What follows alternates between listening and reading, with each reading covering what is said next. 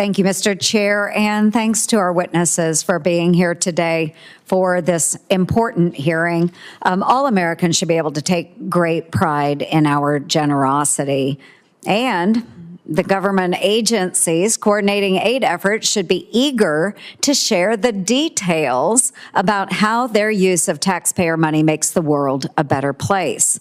Yet the hard truth is, as we have seen, USAID has been out of control for decades.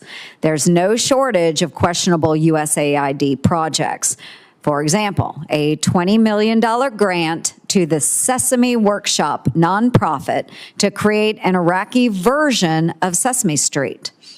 More than $9 million intended for civilian food and medical supplies in Syria ended up in the hands of violent terrorists. And another one, $27 million, was designated to so-called reintegration gift bags, which may even include a Barbie doll for deported Central Americans.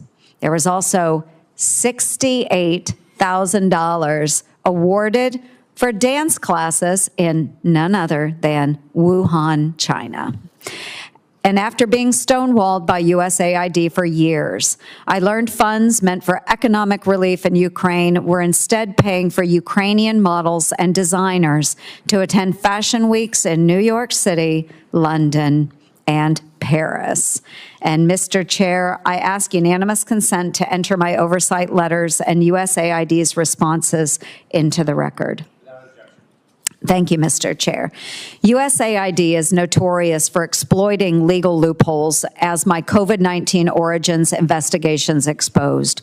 By law, all federal spending is required to be publicly available on usaspending.gov.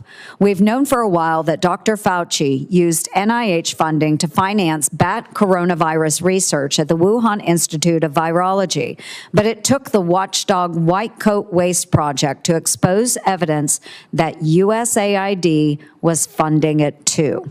In fact, the bulk of the money came from USAID. Yet no grants to the Chinese lab appeared on usaspending.gov.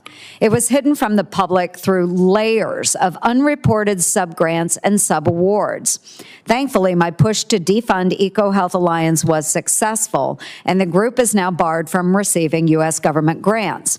But this is why my TRACS Act must become law to prevent money being sent to China, the Taliban, or any other foreign adversary. Every grant recipient must be disclosed to ensure accountability, and we shouldn't stop there. My bipartisan Stop Secret Spending Act, introduced with Ranking Member Peters, would add additional transparency to federal spending. So, Ms.